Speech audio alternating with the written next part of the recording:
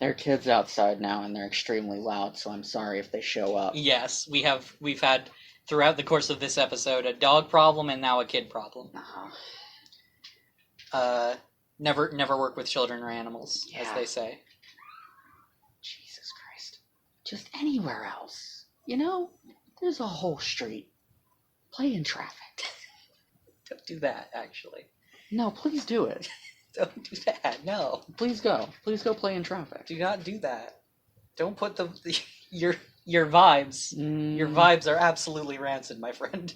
They always are.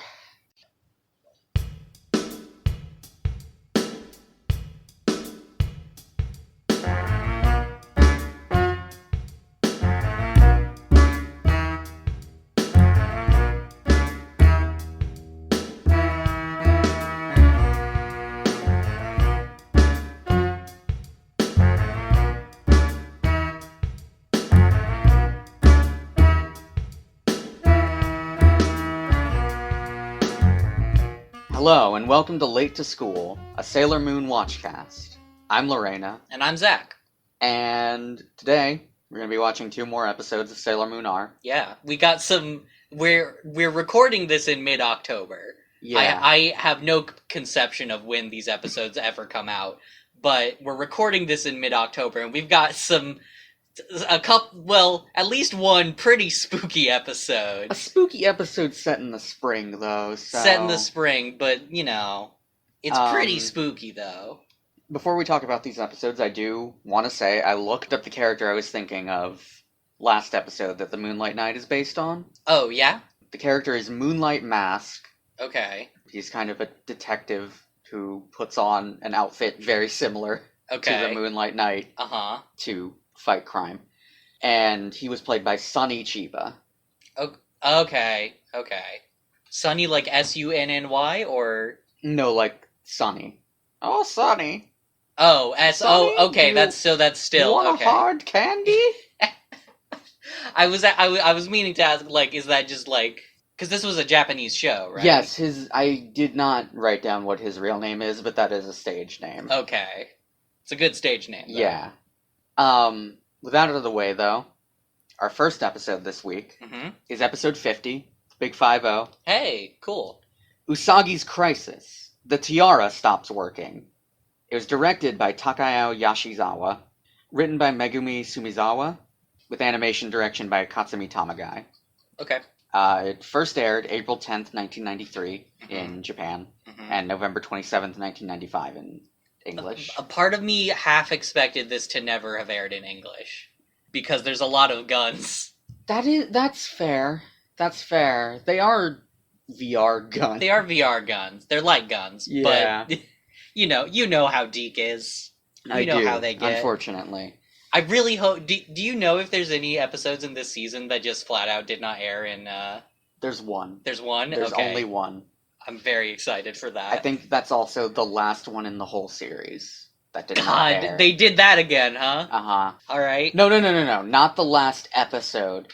The last one that didn't air in the... Okay, I see what you mean. Yeah. This episode starts. Yes, on Usagi's house, with her mom yelling at her. Yeah. To get up. Uh-huh. And Usagi, in a plot twist of sorts, already with a plot twist in this episode, points out that it's not even a school day. No. She's not late to school. She's not late to school. But her mom is rude. And just wants her to get outside. Uh-huh. And Usagi just wants to... Just let her sleep. Just let her sleep, Mom. Usagi's mom... Uh-huh. ...is played by Sanae Takagi. Does not have a robust filmography. But she is Kid Muscle's mom in Ultimate Muscle. Show I've never seen. I've never even heard of that, I don't think. That sounds like a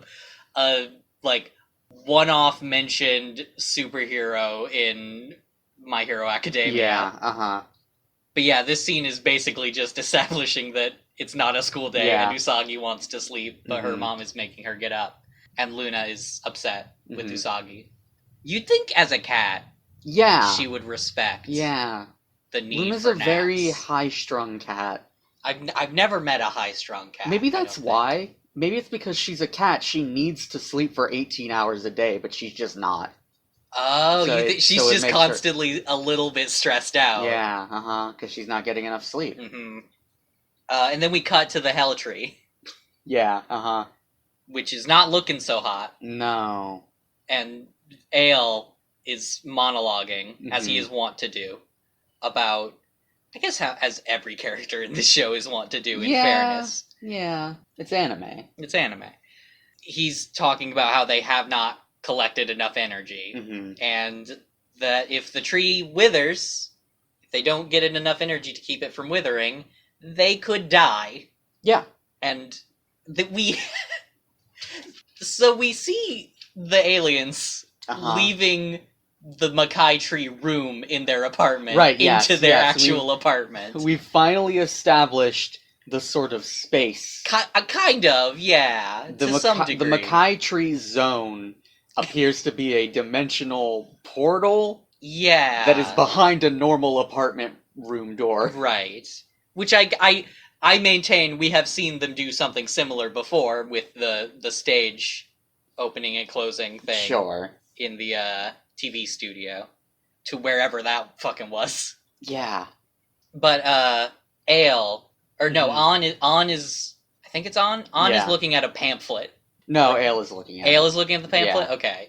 And On finds him looking at the pamphlet, and she's like, oh, whoa, what's this? Uh-huh. And it's a pamphlet for a virtual reality theater. And they're like, hey, energy. Mm-hmm. Energy, maybe? Maybe we could get some energy from this. Maybe we steal energy here. Lots of people. Again, I just love, like...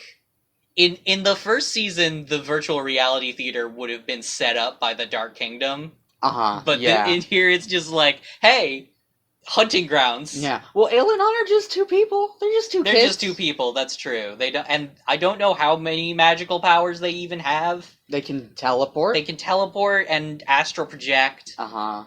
They can... We'll learn some more powers later. They really need energy, or at least On does. They float.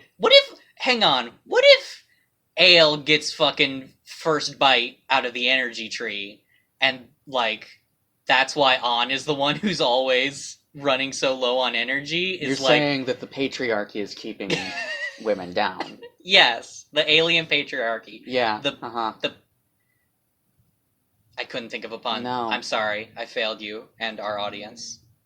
But yeah, that's my theory now, is that Ale just, like, hogs most of the energy. Ale has, like, several meals of energy throughout the day, and On only partakes when she's fucking starving. Yeah. But yeah, then we cut to the virtual reality theater. There's a big sign with some people shooting guns at monsters. Mm-hmm. I think. Is there monsters on it? Yeah, I think so. But Luna and There's Usagi. a big crowd outside of the theater, too. Yeah. And among them are Luna and Usagi. Mm-hmm. And Usagi is like, oh, so this is that new thingy where the games are supposed to be, like, real, but they aren't really real or something? And Luna says, it's called a virtual reality theater. And I love that of the two of them, Luna is the one who knows what this is. Well, I'll remind you that Usagi does not know how to use a computer. That's true. And Luna does. Yeah. I love that Luna seems to have, I feel like Luna did a lot of research off screen of, like, just humans and how human shit works. We even see a bit of that in the first season. Yeah. When she's, like, analyzing how actual cats act. And she's like, I see. Uh-huh. They like when you do the head thing. But yeah, Usagi is insistent that she knew that was what it was called. Mm-hmm. And also is eager to prove to Luna why or to demonstrate to Luna why they called her the demon of the arcade. I guess, yeah, Usagi doesn't know how to use a computer, but she loves video games. She loves video games. So she should be all over this. Yeah. I mean, she knew what it was, she just phrased it in a weird way. Yeah. And also, Luna They look at the crowd. Mhm. It's like there's like a very long line. Mm-hmm. So this is a popular destination already. Yeah. Well, it's opening day. Right, true. And Luna mentions that they invited Ray and the others, Mm-hmm. but they're not here yet. Which is also, she says I invited Ray and the others. Yeah. Which I also love that, like, this is Luna's idea. Yeah, uh-huh. And we'll learn why in a second. Luna's fucking scheme that she came up with. And we also, Usagi notices that, of course, I say of course, purely for her angst, the Mhm. universe conspiring against Mhm. Usagi Tsukino. Everyone in line seems to be a couple. Yeah, uh-huh. Which seems... I don't know. I mean, I get... It could happen, but Yeah. I would expect there to be more families to go into Yeah, something right? like this. I noted that someone in the line is wearing a Sailor V patch on their shirt. Really? Yeah. That's cute. Again, I still have to how? Okay, no, there is Sailor V merchandise. Yeah, uh-huh. Fucking Minako was absolutely doing superhero shit before having her memories restored. Mm-hmm. Unless they make that merchandise very quickly. Yeah, maybe. And Usagi is lamenting the couple thing, Mm-hmm. and would be fine with being here if it was on a date. Yeah. Luna, I think at this point does point out that this is for training. This is training. This is for training purposes. This is to remind her what it's like to be a soldier. Yeah, you know how Sailor Guardians need to know how to shoot a gun? Yeah, uh-huh. I think that is something, I didn't check this to confirm, but that is something that is, like, explicit in the original Japanese, like, because they're called Sailor Senshi, which can, like, directly be translated to soldier. Right. Luna's like, oh yeah, we need to remind you how to be a soldier, and you know how soldiers use guns. I mean, not these soldiers. No, they don't. This little fucking platoon tends to use wands and fire. Yeah. Just from their mind. But Usagi is now thinking about Mamoru Mm-hmm. because of the date thing. Yeah. And is like, hey, you could restore Mamoru's memories, right? You haven't explicitly denied that you can, in fact, restore all of Mamoru's memories. Which is that is also not a thing she explicitly denies or confirms in this scene. No. So I'm still not certain. But I still suspect. I think we're supposed to believe from the way Usagi is acting that Luna can't do anything. Are we? Yeah. Okay. Because Usagi is, like, basically throwing a tantrum. Right. For lack of a better phrase. And Luna's just like, oh god. being shook. Being shook. And then guess who is here to defend Luna? Mm-hmm. Luna is saved by an insult from Mamoru. It's Mamoru. Mm-hmm. Mamoru's here and he's like, hey, don't take it out on your cat. Whatever it is, because he hasn't been paying close enough attention. And they back and forth. Uh-huh, yeah. As they are wont to do.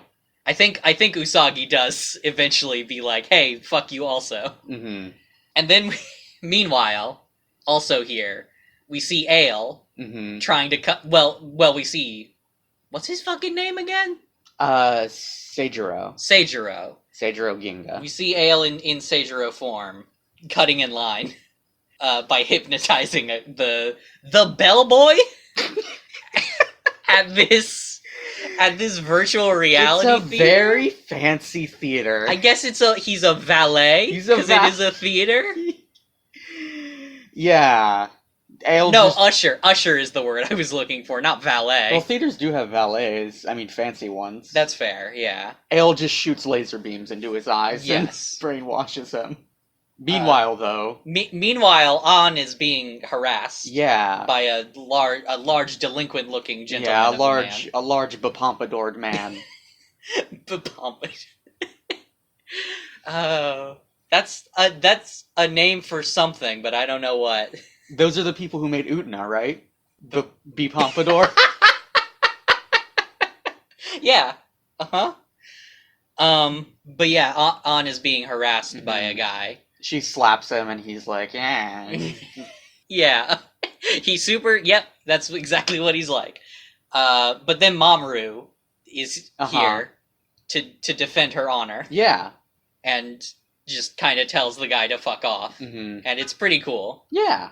The guy is like approaches Mamoru. Yeah, he's like, "Oh yeah," and they have a stare down. And then he just quickly runs away, pulls down his eyelid, and is like, "You have stupid pants," and waddles away. He is right. He is right. That is true. He's not wrong. Mm-hmm. And Natsumi is grateful. And Usagi is upset at Natsumi clinging on to Mamoru. Mm-hmm. And then there's a long exchange where they basically Natsumi drags Mamoru and Ale into all going together into the arcade or virtual reality theater. Sorry. She is somehow unable to prevent Usagi from also being a part of this. Yes. And Ale is like, I don't know about that. Mm-hmm. Probably for multiple reasons. Mm-hmm. For one thing, it's not a great plan. No. And also his girlfriend is very clearly into this guy in the purple pants. I mean, how can he compete is the thing. How can he compete with the purple pants? With the green blazer? Yeah. Does Ale have a black turtleneck? I don't think so. Probably not. Definitely does not have purple pleated pants. Nope. I don't even know if his outfit has any purple in it at all. Yeah. Ale does eventually, as Usagi has inserted herself into this, he's like, actually. Yeah, maybe this will work. Maybe this is good. Mamoru is just being dragged along for all of this. He's just like, I guess. Yeah. I guess this is my life right now. I guess this is what I'm doing. I guess I belong to a group of middle schoolers at this time. And Luna is left outside and is very upset. Because Usagi just forgets her outside.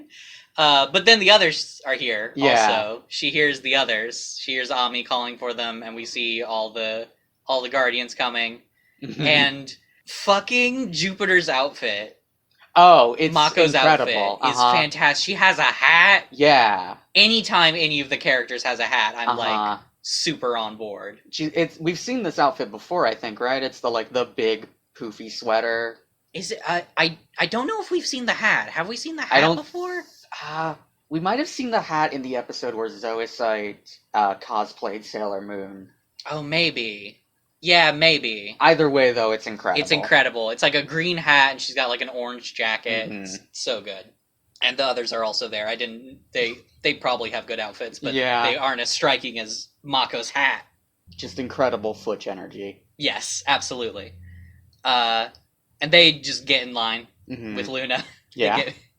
Poor Luna, has been waiting in this line already. I guess not for super long before Mamoru showed up. Yeah. Meanwhile, inside the virtual reality theater, we see there is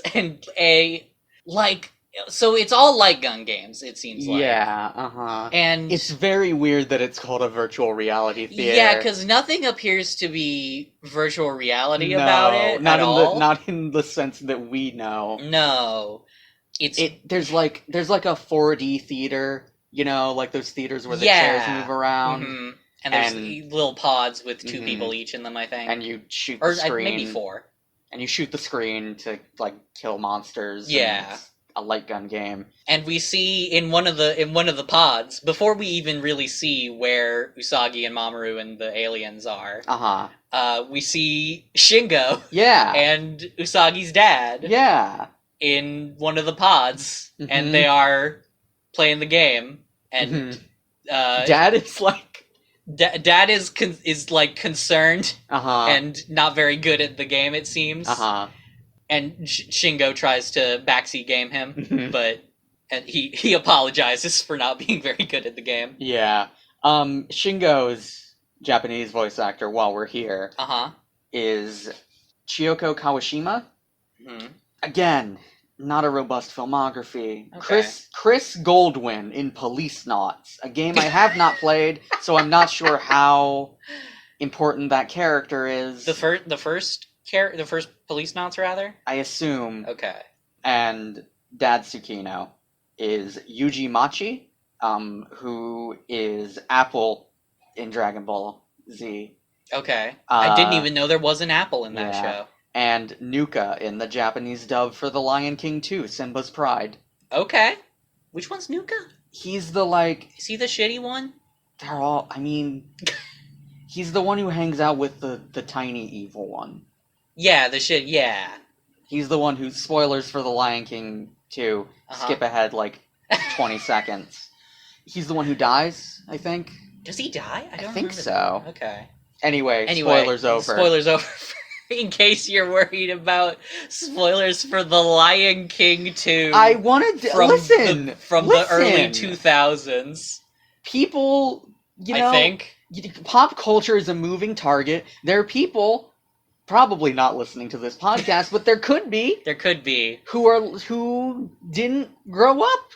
And they might remake it too, and they might want to watch it, and they might remake it. They might remake it. Don't watch that version. In the bad live action style. Don't watch that version. Don't watch that version. Watch the original. There's already a very good version of that movie, and it's the one that existed. Yeah. It's very good. Fucking My Lullaby, so good.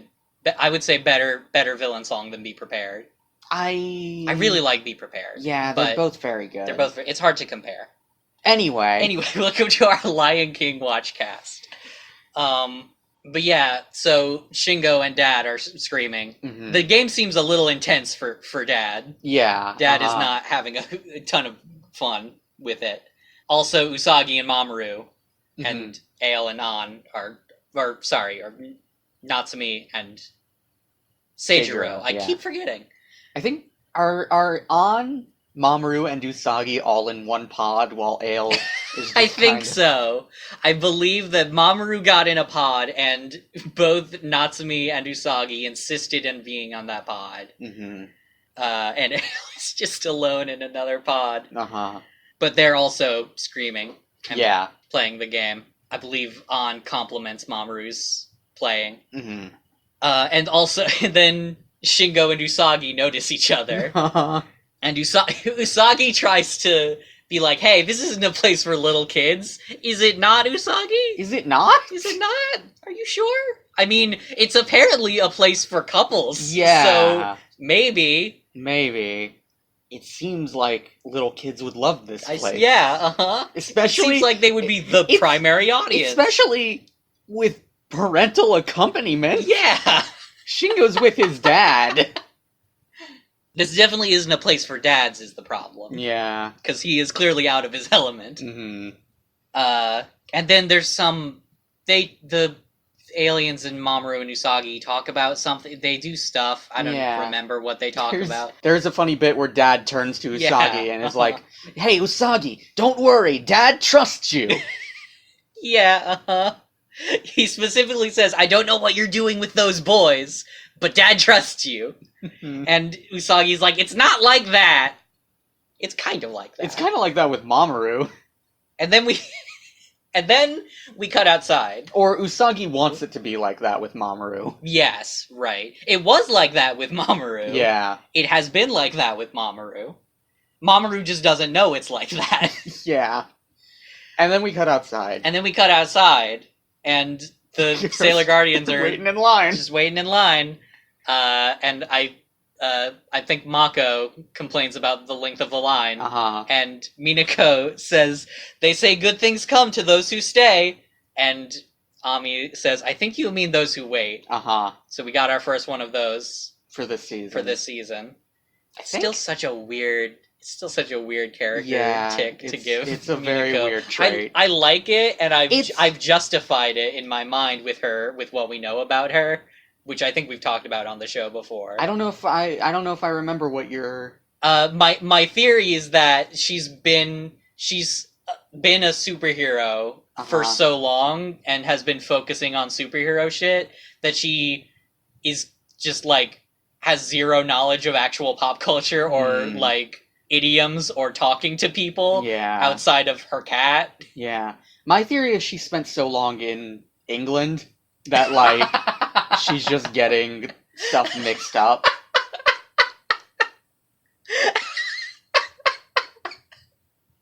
I love that, just because I love the idea that in England they're just like, good things come to those who stay, Mhm. governor. What the hell was that accent? Just not. It was mainly just me talking in my regular voice and saying governor at the end of it. Okay. I can't do British. I can do Scottish Don't and try. Irish, but Don't do it. I won't. Please don't. I can. I believe I you. want it on the record that I can do believe it. you. I was O'Brien in my college's production of Treasure Island, Mm-hmm. and I had a whole song that I sung in Irish. That's not true. In No. an Irish accent. God, that would be very impressive. That would be very impressive. I wish I could do that. Anyway, yeah, Minako messed up a thing, and now we're done with those characters for right now. We'll touch on them later. Put a pin in that. And then we cut back inside, and we see a shonen suiting up sequence. Yeah. Of sorts. With Shingo having his own transformation sequence here. As he is putting on VR. Well, okay, he's putting on laser tag gear. I remembered this episode just straight up being laser tag. Like that's how laser tag this stuff is. Yeah, it's not VR. No. But he's got the visor that you have. I bet those are just to protect your eyes. I never thought about it until now, but I bet those are just there to protect your eyes from lasers. I wonder if it's that or if that visor is meant to be like augmented reality. Maybe. Is that why the monsters show up later? The way the monsters show up later, maybe they're just normal projections. Yeah, they look like they're screens. Yeah. In the environment. Yeah. But yeah, Shingo says, "I'm the cool grade school boy, Sneaker Shingo, who fights for justice. In the name of the moon, I'll punish you." He does the pose. I'm very glad that still in this timeline he has already become once again a fan of Sailor Moon. Mm-hmm. I don't know how anyone has heard her say that catchphrase other than the other Guardians or monsters. But also, because Shingo is a boy, he does not say that he fights for love and justice. No, he just fights for justice. I think that's because he holds very little love in his heart, to be fair. I think that's just Shingo. True. Shingo is a very cold boy. He's a cold-hearted killer. That's a real gun in his hand. It's not a laser tag gun. Fucking Sneaker Shingo is the Sailor Moon universe's equivalent of the Punisher. Yeah, I can't wait for the fucking time travel episode where there's like a grown-up Shingo who comes from the future. And it's like a bad like post-apocalyptic future.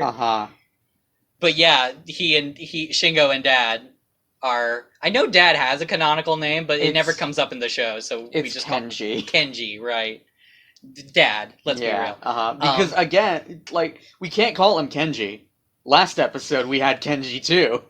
Hey, yeah, that's true. They just did. Kenji is a common name, I believe. So but yeah, still. fair. That's that, but still, like, one Steve limit for a show. I believe actually they get around that in the Japanese version by everyone referring to Kenji by his last name. Oh, but they don't do that in the dub because that's not a thing you do. Not a thing, right? So, and Shingo and Dad enter the, I guess, what seems to probably be the main attraction of this facility, which is a maze, apparently. Yeah. That, it looks like Geiger Hell and also the Makai Tree to me. Yeah. It has the same, aesthetic to it. It's clearly supposed to be kind of spooky. It's got, statues of monsters and stuff. Mm-hmm. And it's got these, projections of monsters that pop up, and you have to shoot them. And Shingo's dad shoots some of the monsters pretty good. And Shingo's like, "Hey, good job, Dad!"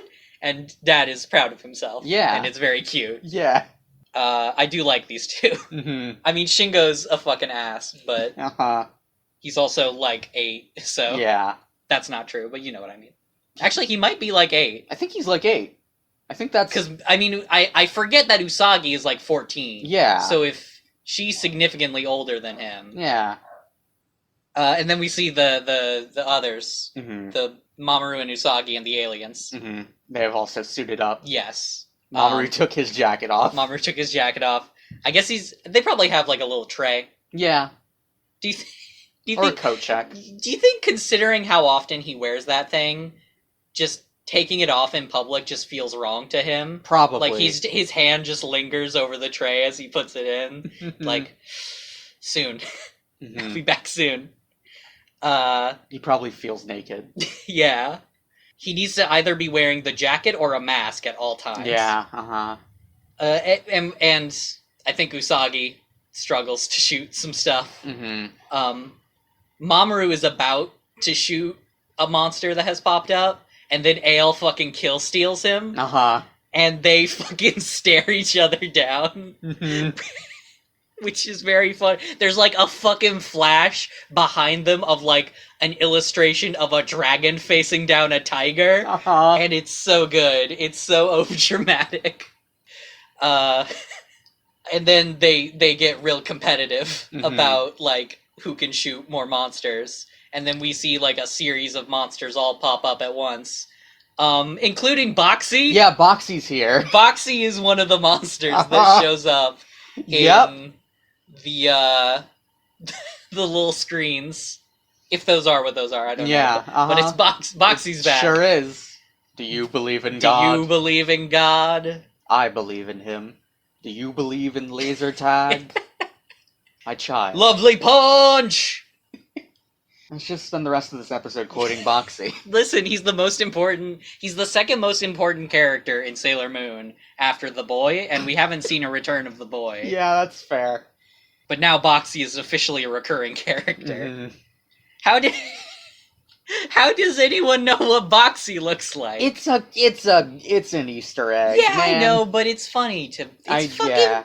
We talked a whole lot about why there was a fucking Queen Barrel doll in the That's true. the vending machine toy claw. You remember Crane Joe? God, I wish I didn't.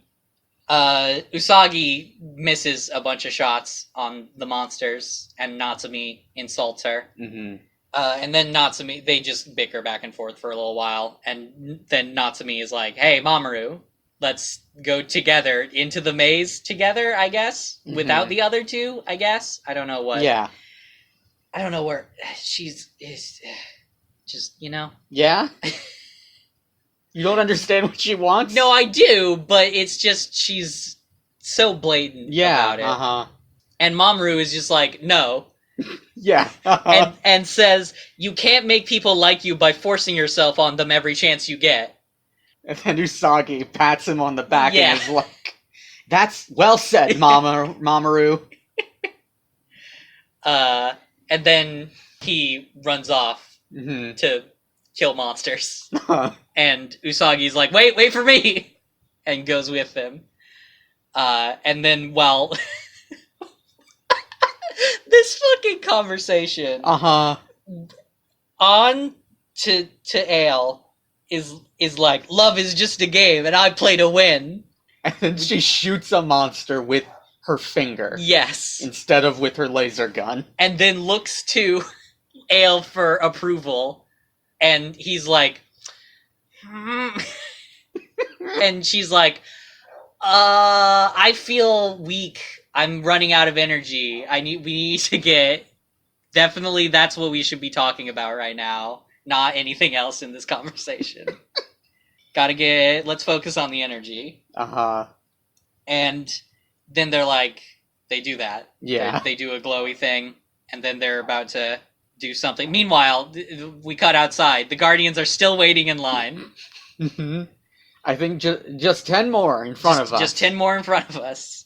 And now back inside, Ale and On choose a Guardian, Mm-hmm. whose name is... Okay, so the name... Yeah. So I wrote down what it sounded like phonetically. Yeah. I don't know if that's what it really is. Uh-huh. Cardian Hellant?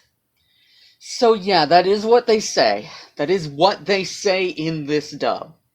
Oh my god, I think I just figured out what it is from saying it. It's Hell Ant. It's Hell Ant. It's literally like Heru Entu in Japanese. It's Hell Ant. Oh.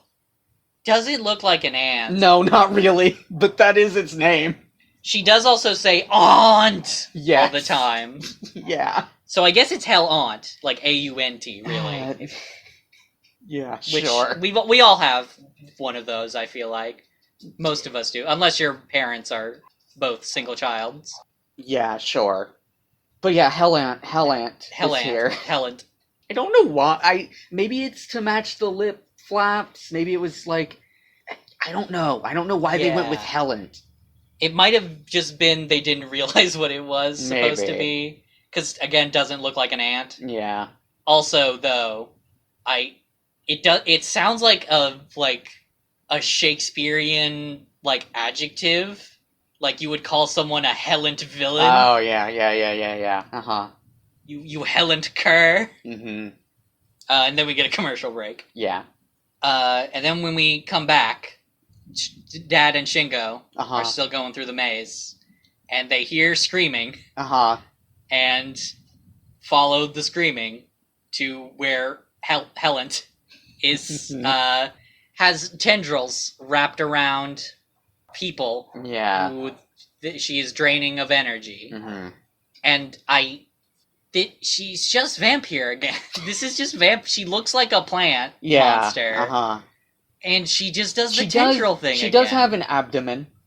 She does have an abdomen. I forgot about. Yeah, that you're is right. the one ant feature. Yeah, of Hell and I Ant. think kind of like antenna-like structures on her head somewhere. Yeah. And I think Shingo and Dad are like, oh, what the fuck? Yeah, and I think Hellant sort of catches them. Mm-hmm. Doesn't grab onto them yet. I think corners Dad somehow. Mhm. Like they get separated basically, and Shingo runs away. I think Dad may cause a distraction Yeah. to try to help Shingo get away. He knocks over a trash can or something. Yeah, something like that. And Shingo runs away. And meanwhile, Mamoru and Usagi Mm-hmm. are running through the maze, and Mamoru's just destroying. Mamoru's he is very he's like He's in serious mode. he's in serious mode to the point where he's just like fully working with Usagi at this point. Also, he's just like, hey, let's fucking get the highest score. Which I really like. Yeah. That's very cute. Yeah. That he's just like he has forgotten all animosity Uh-huh. with Usagi, just to engage in the universal bonding activity that is shooting a bunch of monsters, like fake video game monsters with lasers. Mm-hmm. He grabs Usagi by the hand as he says this, and she imagines she is being pulled along by Tuxedo Mask. She appears in a field of bubbles. Yeah. The shoujo bubbles. Yeah. And then also feels another hand grab her other hand. Because she has two hands. Yeah. Except I don't know if that applies in this case, because she then imagines that other hand as Moonlight Knight. Well, maybe it does apply. We'll get there. She does imagine the Moonlight Knight, and she's like, oh, two men. And then Shingo. It's actually Shingo who grabbed her hand. Yeah, it's Shingo. And he's like, hey, need some help. And Usagi is like, Shingo, don't interrupt. But he quickly explains, there's a fucking monster, like a real monster. Yeah, there's a real monster in this place. It's fucked up. And he cornered Dad. We need to help him. And Usagi, to her credit, is immediately oh shit. Yeah, and Mamoru also is like, well, take me to him. I'll help out. Mamoru asks Shingo to lead the way. Yes. And tells Usagi to stay behind. Usagi's like, no, I'll come too. Then Shingo says, you stay here, sis. Leave this to us men. Yeah. So actually, I changed my mind about Shingo. He's even more of a little shit? He's even more of a little shit. And then they leave. Mhm. And Usagi's like, what the fuck? What the fuck is that? Especially since we know now that Shingo knows that Sailor Moon exists. Yeah, but she's a superhero. Okay. She's not like a normal girl. She's not a normal girl. Hmm? She's not a normal girl. No. Like how Usagi wants to be a normal. She just Oh, okay. Shut up. So no, it's fine. Anyway, back outside. They're still in line. Yeah. Now back to our regularly... Just 3 more and then we're in. Just 3 more and then we're in.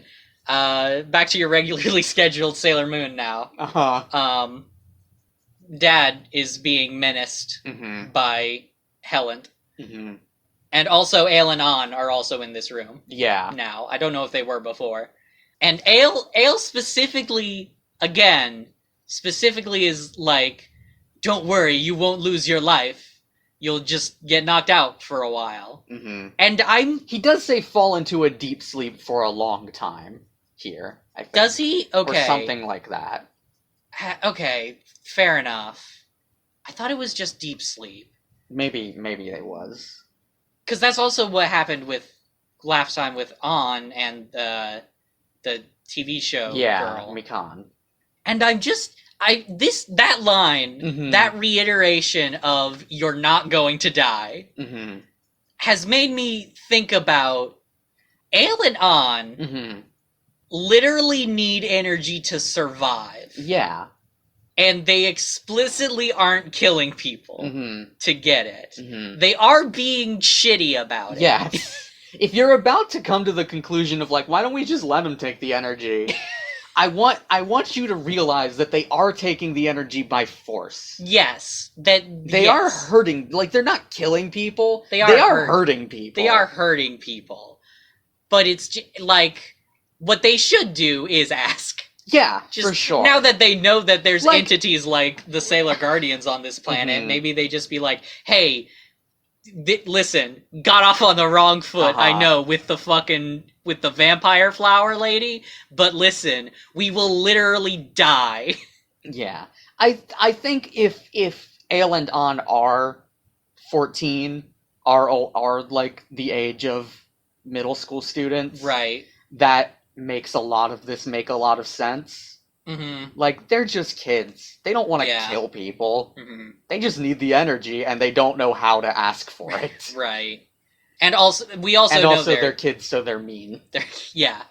We also know they're nomadic nobles, Mhm. so just sort of no respect for local customs here. Mhm. Again, they're tourists. They're Yeah. just fucking... They probably could just fucking stay home Yeah. and be fine. But no. I don't remember what the backstory on them is, or if it even exists. I don't know if they have a home. Yeah, that's fair. But anyway, Dad is being menaced. Mhm. But he is saved by a backpack thing, by like one of those backpack things. It's the chest. Was piece. it the chest Yeah, piece? I thought it was the backpack thing. It's Mamoru's. Yeah, we see that throws Mamoru does not have his chest piece on after this is thrown. He throws his laser tag chest piece. Uh-huh. Wait, hang on. Those... I don't think those do anything here. Maybe the monsters can hurt you? Maybe, but there's no screens or like readouts or anything on any of the equipment. Yeah, maybe that's on the visor. Maybe. But yeah, Mamoru distracts. Mm-hmm. I almost said Vampire. No, it's Hellant. It's Helen. They distract Helen, and she is gonna fuck them up. And then she is distracted in turn by Dad again, who throws a fucking fire extinguisher at her. Uh-huh. I love this. I love these, Yes. like, these normal people being like, shit, hold on. Uh-huh. Normal people in Sailor Moon are never allowed to, like, be depicted, like, actually succeeding against monsters. Mhm. But, like, in a way that almost makes it better when they do actually, like, are capable of fighting back to some extent. It's, it's the My Hero Academia thing. Yeah. Like, it's not heroic. It's not about how powerful you are that makes you heroic. It's about your willingness to risk your life to save others. Yeah. I think Dad even has like a speech about like a short thing about how the most important thing in a parent's life is protecting the children they love. Yeah, As he like just blasts another fire extinguisher. I guess there's multiples in this like one box over here. Yeah. Just causes a mist storm. He casts bubble spray using this fire extinguisher. It doesn't help for very long though. Not really. All three of them are grabbed by Helen's tendrils. Mm-hmm. Ants don't have tendrils. Also, I know it's ants are very cool, and you could make an ant. You can make. Yeah. There's a lot of stuff you can do with an ant-themed monster. That's fair. And this is just vampire again. Yeah. And then Usagi shows up, sees all this shit. It's like, oh god. And she transforms. But she's a distance away, I think. And also I think the fire extinguisher is still going, so it's like still creating a fog in the environment. And so then we see Helen just throw the three boys against a wall. And An tells her to go easy on Mamoru. And also Mamoru is, of course, the only one still awake at this point. Because of fucking course, Dad and Shingo have been knocked unconscious. They saw something. They saw something. You know? They did see something. I just remember the ending of this episode, though, and now I'm fucking mad. They sure did see something. But then, Helen is interrupted by Usagi. No, sorry. By Sailor Moon. Yes. Who steps out of the fire extinguisher fog very dramatically and says, "How dare you bully those who are dearest to me? I will not accept any of your apologies." And then, the usual, I'm Sailor Guardian, fights for love and for justice. The name of the moon, etc. Yep. It probably would have been faster to just say the whole thing. It probably would have. I do love "I will not accept any of your apologies" as a variant on "This is unforgivable." And An is like, "God, fuck this girl! Fuck!" And tells Helen to beat her the fuck up. And Helen is about to do that, but Sailor Moon uses Moon Tiara action. Yeah. She throws her tiara. And hey, now, I know it's been a while, but y'all remember the name of this episode? Yeah. We're 18 minutes in to this 25-minute show, and now the title is relevant. The tiara stops. Yep, just kind of falls. Falls to the ground. And Usagi is distressed. And Mamoru turns and says, "I don't know who you are, but if you're gonna fight, you have to do better than that." And Usagi does not know what the fuck to do because her finishing move doesn't work. And also, as we have reestablished, she doesn't have the moonstick anymore. No. So Helen is about to just grab both of them. But this episode gets fucking wild here at this point. Yeah? Because then they're saved by a Rose. Oh, right. I thought there was something else that happens that I thought. No, Mamoru and Usagi are both saved by a white rose. Yeah, they're saved by a white rose. That's interesting. And we hear and see the Moonlight Knight. Yeah. Who says, "Even in a world of wicked shadows, a beautiful flower of love will blossom." And then I believe An is like, "Who are you?" And he continues, "I am the white wind that brings color to the darkness. I am the Moonlight Knight." I'm going to read all of his monologues for the record. That's good. No, they're good. I really love all of the Moonlight Knight monologues. I think most of them mean fucking nothing. They don't mean anything, but they're so good. But yeah, the Moonlight Knight is here. And Usagi is like, "Oh, it's the Moonlight Knight." Wait a minute. And she looks between him and Mamoru, who is on the floor next to her. Who says, God, another weirdo. I really wish I could have seen your reaction to this. Yeah. live. But I think I have an inkling of what it was. Yeah, it's about what I'm trying to convey it to you now, which is what the fuck. It took everything in my power not to give away this. Like, not to be like, yeah, not like when you were like, he's obviously Mamoru. It took everything for me to not be like, is he? I love that the time we decided to drop the kayfabe with Mamoru is the time he might not actually be this person. Yeah. Oh. But then he continues. The Moonlight Knight continues. A true knight knows when there is a valid reason to fight. I must punish those who harm the innocent. Mm-hmm. And he draws his dagger. Yes. And does the thing where he like shoots forward past Helen. And there's like a beat where it's like, did he do something? And then, oh my wa, no shinderu. But except Helen isn't dead, unfortunately. That would be very cool. Yeah. But no, Helen just has some tendrils cut up. Mm-hmm.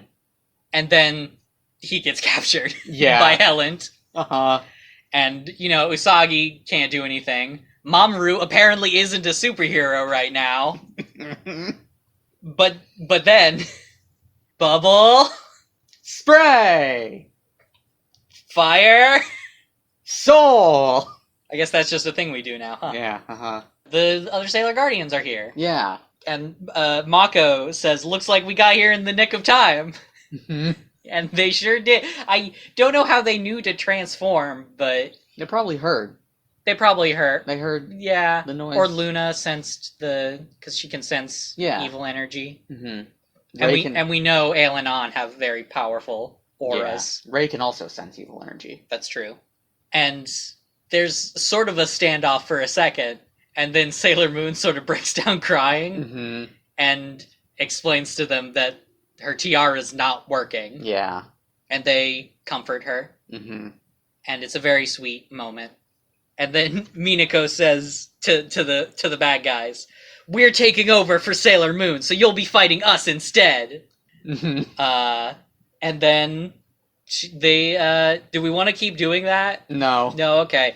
She does a crescent beam. And then Sailor Jupiter. I like to keep it No, I know. Also, the show does, like, Usagi is comforted by Ami being like, Sailor Moon, don't cry. Yeah. And then she responds, oh, thank you, Sailor Mercury. Yeah. Because you don't want to I know. You don't want to out your superhero identity. It's just an impressive level of control over how they refer to each other. Yeah, that's fair. But yeah, Crescent Beam, and then Mako does Supreme Thunder, and they just wipe Helen off the fucking map. Yeah. It's cleansing. And Ail and An are there for like a second to be like, fuck, and then they vanish. And then the I think the other Guardians try to sort of help Usagi to her feet because she's fallen over. And meanwhile, the Moonlight Knight has gotten up. He sure has. He's up on a thing again. I don't understand. There's like a window in this maze to, I guess, another part of the maze. We've established that's a power of... Well, because that's Mamoru's power. Whoever protects Sailor Moon has the power to materialize high places to be in. Usagi has a contagious external superpower that she cannot use, but other people around her can. The Moonlight Knight says, "Good work, Sailor Guardians. Even in battle, your friendship glowed beautifully. Adieu." In retrospect, the adieu should have been our first clue. Yeah. Our boy says farewell. Yeah. And then, speaking of our boy, Mamoru says, "What's going on here? Who are you guys?" And they're like, the Sailor Guardians are sad and awkward. But then Mamoru hears some people in the maze, probably the people waking up that were... or possibly security. Yeah, probably. and he gets distracted. And when he looks back, the Sailor Guardians have vanished. Fucking. I guess through a window that they made. Giving him a taste of his own medicine. Yeah.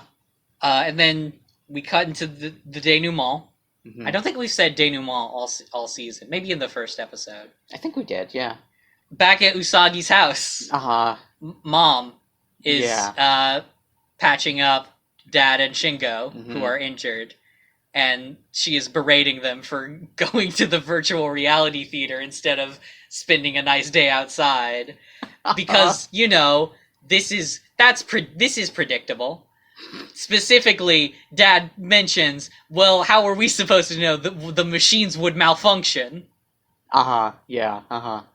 So this is what you were mad about earlier. Yeah. You don't need a masquerade all the time.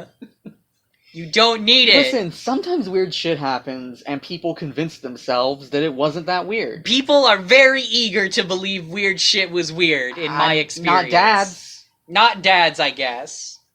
I bet you Shingo has, like, one of those poster boards. And he's, like, connecting the string. Oh my god, I love the idea of Shingo being the fucking Juban conspiracy theorist who has actually put all this shit together. Shingo, in 20 years, is gonna play Yokai Watch and be like, holy shit, it's just like when I was a kid. What? Because he's a like, yokai. What? Like hunting monsters. I guess. Okay. Like cryptids. I guess. Yeah, sure. I don't know. Yokai Watch, I don't think of as particularly resembling Paranormal Investigation, but... I've never played them. I thought they were. That's fair. I mean, I just figure they're like a Pokemon, but in a modern day. I mean, Pokemon is modern day, but whatever. Mom is the Shingo dad, Yeah, Mom is Shingo's dad. Yeah. Meanwhile, Usagi is cuddling Luna and is talking to her about how confused and upset she is because her tiara didn't work for some reason, and also the Moonlight Knight isn't Mamoru? Question marks. And she is sad. Yeah. And Luna is sad with her. And the episode ends. Hey, what the fuck? Yeah, the next episode is episode 51. A New Transformation, Usagi's Power-Up. Yeah. It was directed by Kunihiko Ikuhara. It was written by Shigeru Yanagikawa, with animation direction by Hisashi Kagawa.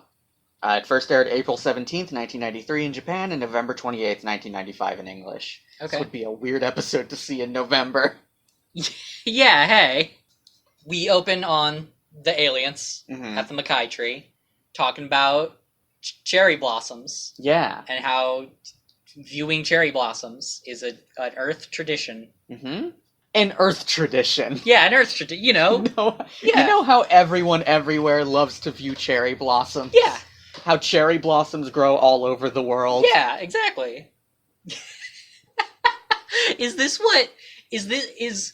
Do you think Star Wars planets and like Star Trek planets and everything are actually like really diverse like Earth is, but like everybody assumes that whatever fucking city they land in is what the rest of the planet is like? Yeah. And that's Alan Honor just doing that for Japan? Yeah, someone is like, oh yeah, Corellians all hate math, but it's really just like people from Coronet City. Yeah. And Ale says something interesting here. Yeah. Which is, I've heard stories that when our tribe was prosperous, the Makai tree had beautiful flower blossoms on it as well. Yeah. So our tribe. Our tribe. This is I think the first time they've really like referenced belonging to a group. Like, it doesn't exactly give us a lot of information, but no. I do wonder if it'll be important that the Makai tree used to have blossoms, and like this is a lesser form of the Makai tree. But yeah, they're just like, hey, energy. Yeah. Let's get some energy from this fucking... Lots of people will be at the Cherry Blossom Festival. They expend a lot of energy to view the cherry blossoms. That doesn't seem true. That doesn't seem true. I feel like it would be a very relaxing experience, actually. And then we see a park Mm-hmm. with a lot of people hanging out in it. Yeah, With lots a of- bunch of big pink cherry trees. Yeah. And we see the girls. Yeah. We see a lot of girls, actually. Yeah. Uh-huh. We see the Sailor Guardians. Mm-hmm. I believe Usagi is holding Luna, Mhm. and probably Minako is holding Artemis. Naru also here. Naru's here, yep. I can't remember, is Natsumi? Natsumi is here Okay. also, yes. And Miss Haruna, yeah, Miss Haruna is here. who we learn is from Ami, basically, that she has basically invited both members of her class and non-members of her class. Well, to- did she invite them? Or she might not be, I think she's chaperoning. Yeah, Ami and Minako thank her for agreeing to chaperone them. Yeah, okay. Which, So I guess they just... which is unusual, though, yeah, right? why would they need a chaperone? Yeah. They just go out on their own all the time. Yeah.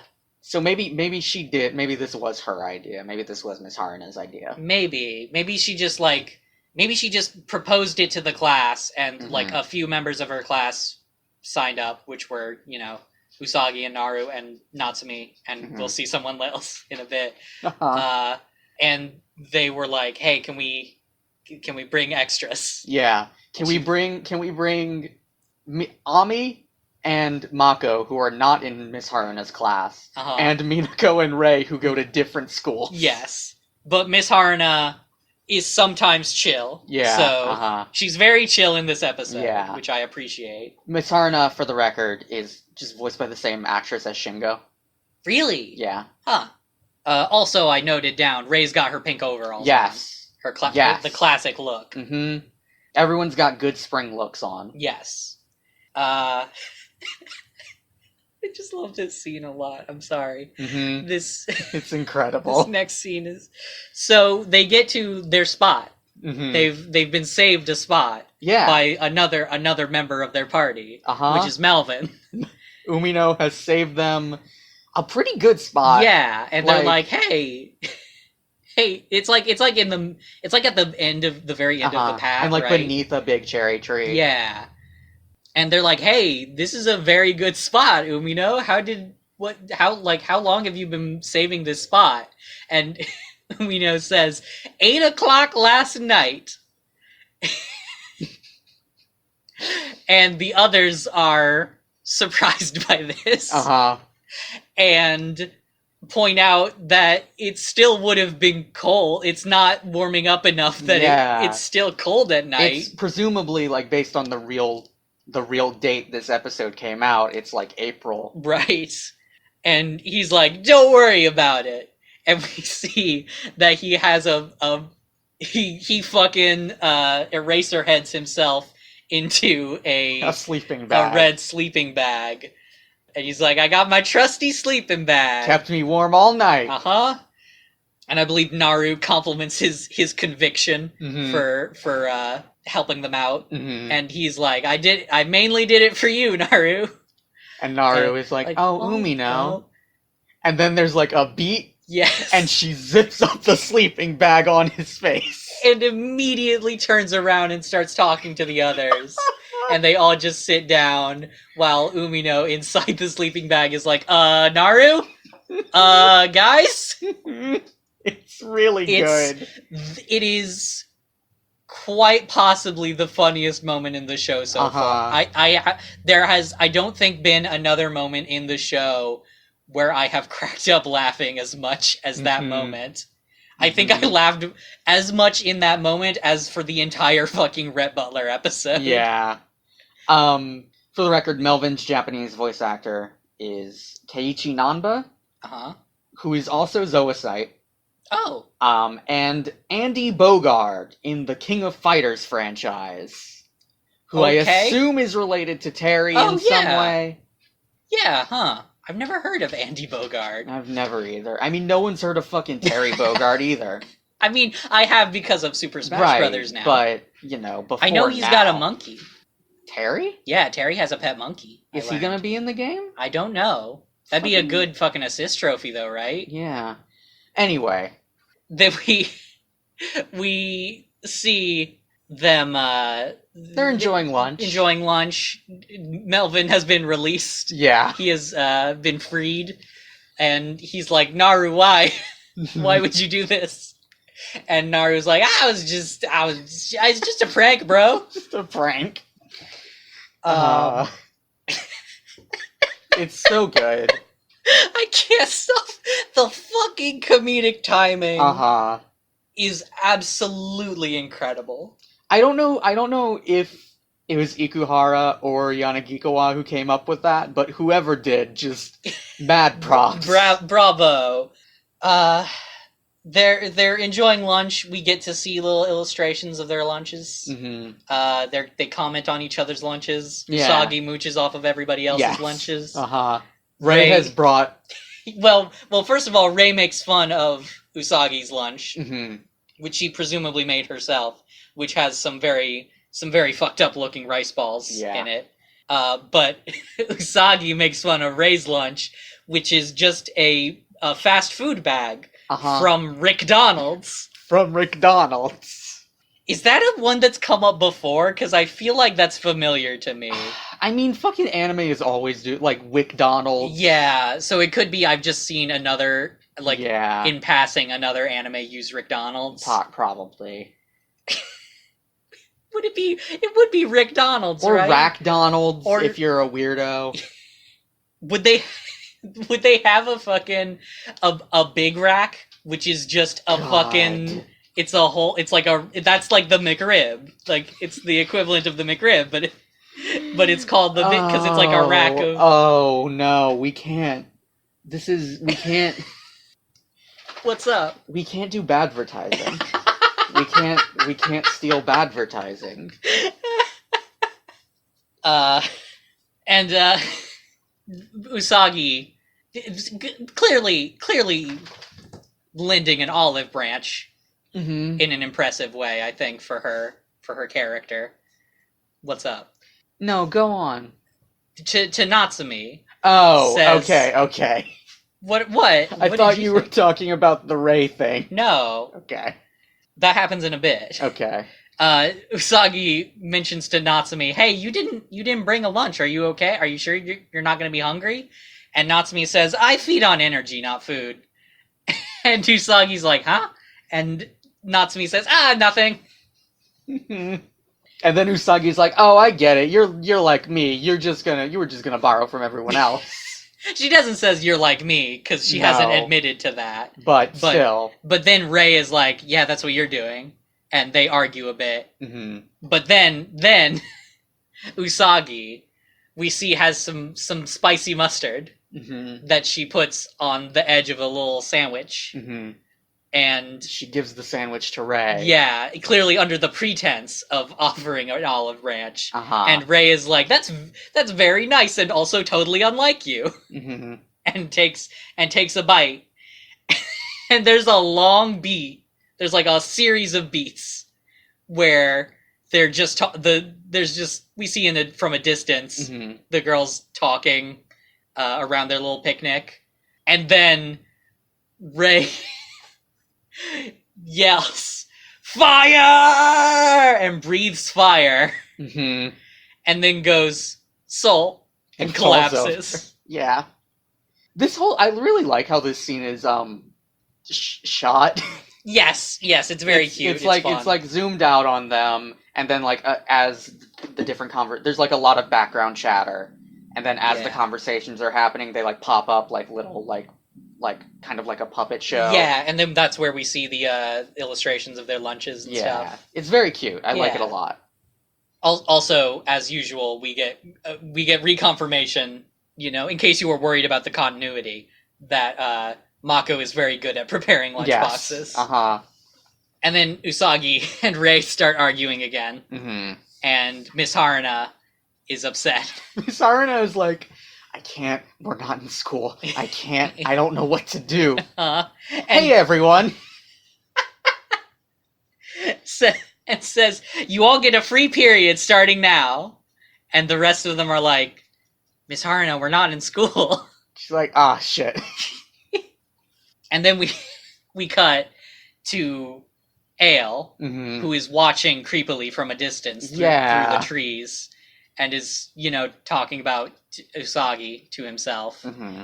And we get like a zoom in on his face, and then we zoom back out, and An is behind him now.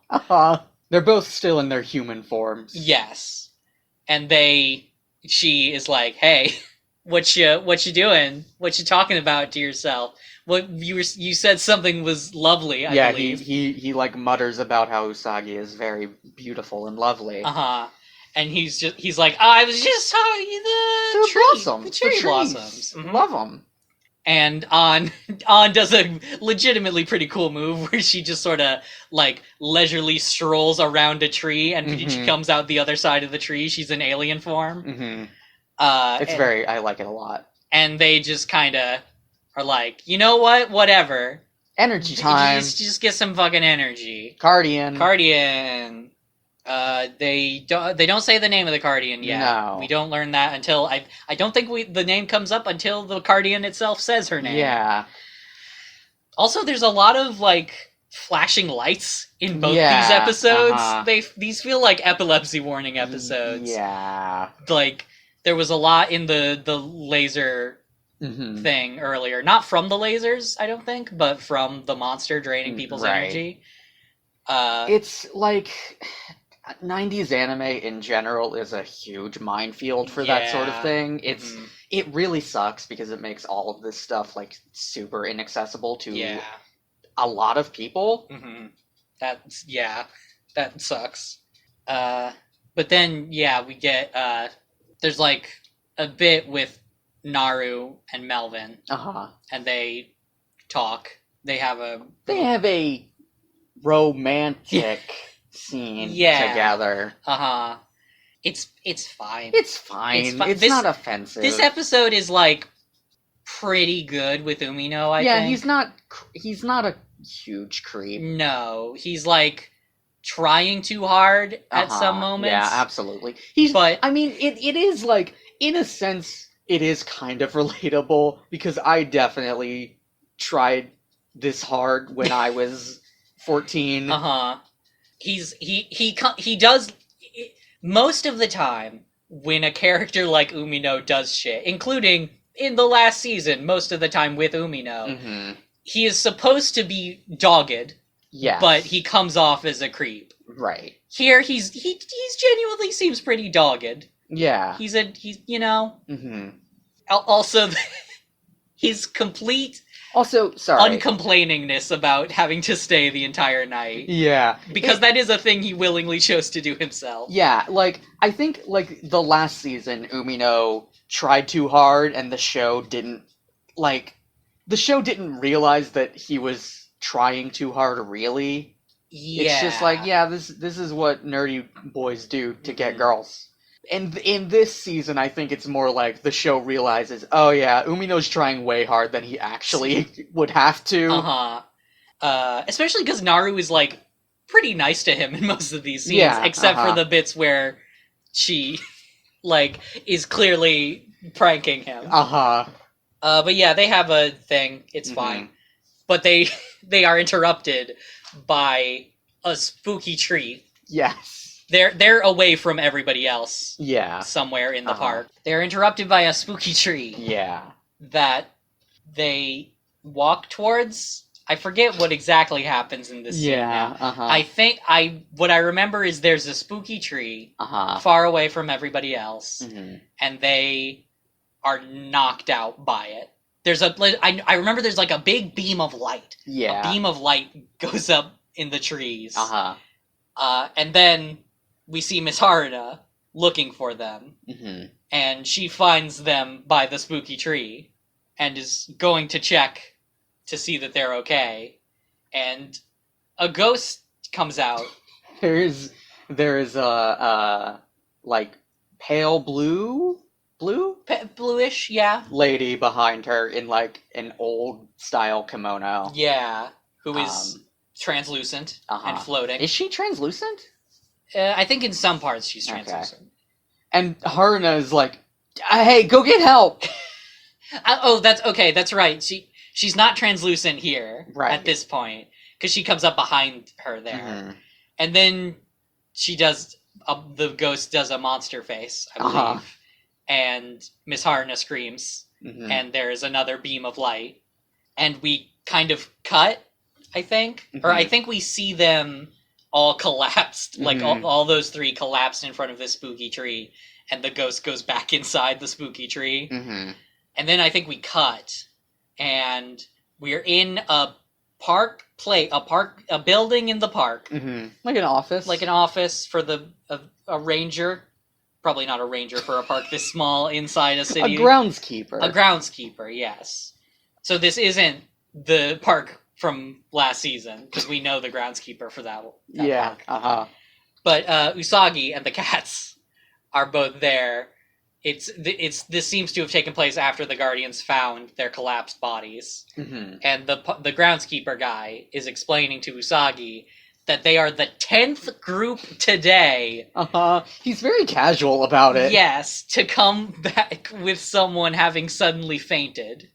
Also, this groundskeeper's voice is so familiar. I couldn't, he's not a named character at all, so I could not find out who voices him. He Okay. just sounds so familiar. Yeah, and it's not he's definitely not the groundskeeper from last season, No, right? definitely Because that was a very not. different guy. Yeah, But yeah, Usagi is concerned, and Mhm. as are the cats, and they have a conversation outside that building where they're like, we gotta figure out what the fuck is going on. Yeah, And they say that they should join up with the others, I think, Mhm. because they're already sort of investigating the scene of the crime. Right.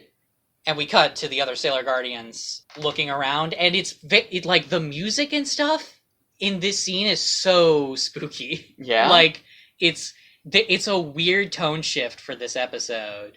Like people are all the characters are treating this very seriously, and the music is also like, this sounds like new music, which I think might have been why it made such an impression on me, because it's like new music. Yeah, But they they're looking around, Mhm. and speaking of spooky, they find the tree, Mhm.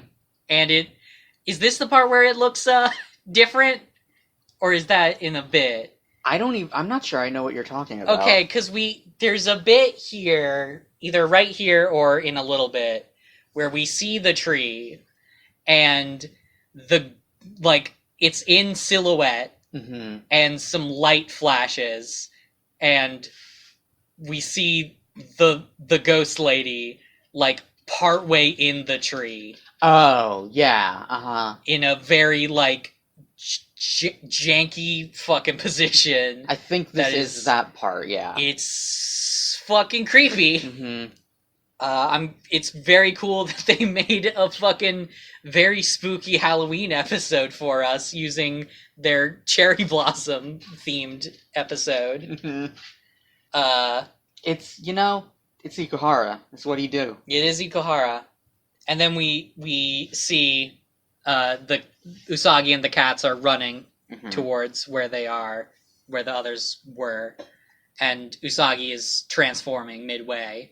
And we don't actually see the transformation sequence. For reasons that will become clear soon. Yes, we see the start of it, and then we cut to commercial. Then we cut back. Mm-hmm. And they find the tree, and all the other guardians are sort of hanging from it Yeah. by beams of light.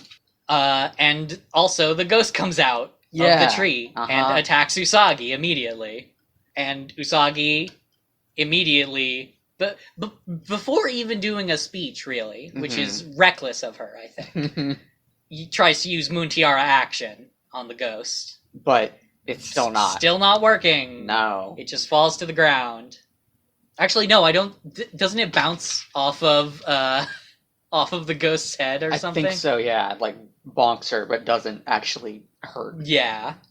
And Usagi is now running away from the ghost. Mm-hmm. And Rei yells out from the tree not to look in her eyes, but she is pinned to the ground by the ghost and made to look into her eyes, which does something different for her than it does for all the other characters. Yeah. Which is, it's like a portal. there's like a quicksand. Yeah.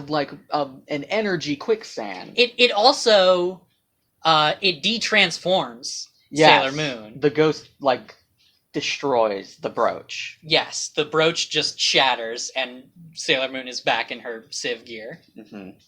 Gear. What? Nothing. A jacket is gear. Jackets are gear. Okay. Putting it on the record. Jacket gear. And yeah, the quicksand portal Uh-huh. happens. A glowy quicksand portal occurs beneath her. And Usagi cannot free herself from this. Mm-hmm. And Luna runs to try to save her, Mm-hmm. and tries to, like, drag her out by grabbing her sleeve. And it doesn't work. No, Usagi tells Luna to not worry about her, Mm-hmm. but they both get sucked in. In. And Artemis is left behind, like, fuck! Uh-huh. Hold on, wait! Uh-huh. He is the only one that hasn't either been taken into a random portal or is in a fucking creepy hanging tree now. Yeah. And then we cut to the Makai tree, Mm-hmm. where it is growing lots of leaves and, like, blossoms and stuff. It's rejuvenating. Yeah, it's got a bunch of it's gathering a lot of energy. Mm-hmm.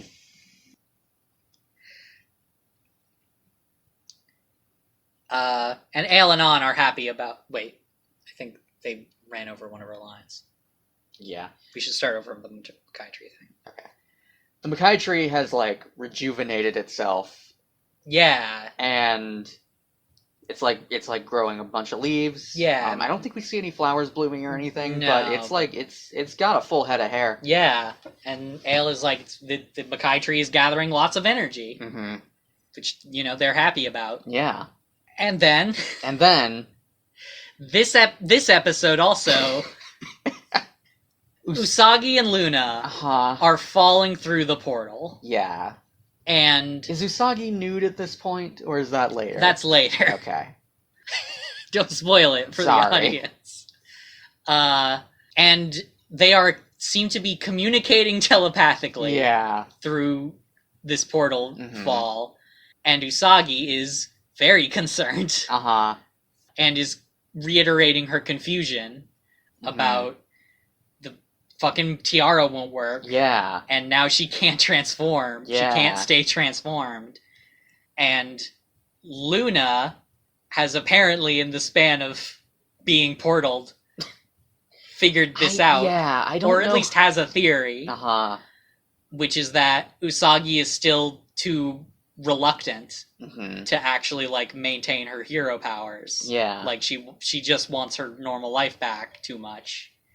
And says that if she doesn't let go of that, then she won't be able to transform into Sailor Moon. And Usagi is not happy with that. No. And then they move into another portal in the portal space, Uh-huh. which leads them into a darker space where now Luna is frozen and Usagi is nude Yeah. and pink. Uh-huh. I think everything is a little bit pink. I think Right. that's just the lighting. And she is very concerned Uh-huh. about whatever's happening to Luna and what's going to happen to her and everything. Mm-hmm. But she is consoled by a disembodied voice, Mm-hmm. and we see some bubbles Yeah. that form into a little shape, Uh-huh. a shape of a tiny lady. And we've seen this tiny lady before. We've seen this tiny lady before. It's Queen Serenity. Yeah. You know her. Yeah. She's Usagi, but she's got white hair and she's older, and she's also a tiny lady right now. Uh-huh. When you die, you become a tiny lady, is I think what happens in the Moon Kingdom. Mm-hmm. She's got wings also. I don't know if she always had those. I think she did. But she definitely has wings now. Can Usagi grow wings? That'd be cool. Yeah, it would. Oh, God, you're fucking... Oh, you didn't answer at all. Mm-hmm. And I'm... Oh, man. Queen Serenity. Queen Serenity is here. And she says... Queen Serenity says... She explains to Usagi that they are inside her mind. Mm-hmm. In Usagi's mind. In Usagi's mind, yes. And she thanks Usagi for seeking out her advice. Uh-huh. You know, that thing Usagi definitely intentionally did. Yeah. And Usagi is like, hey, dog, Mhm. I have a lot of problems right now. Can't transform. Mhm. Can't fight monsters. Fucking Sailor Moon machine broke. Understandable. Have a good day. And then she disappears. No. We transfer into a Moon Kingdom-like environment. Yeah, it's like the ruins of the Moon Kingdom. Where Usagi is now wearing her Princess Serenity dress.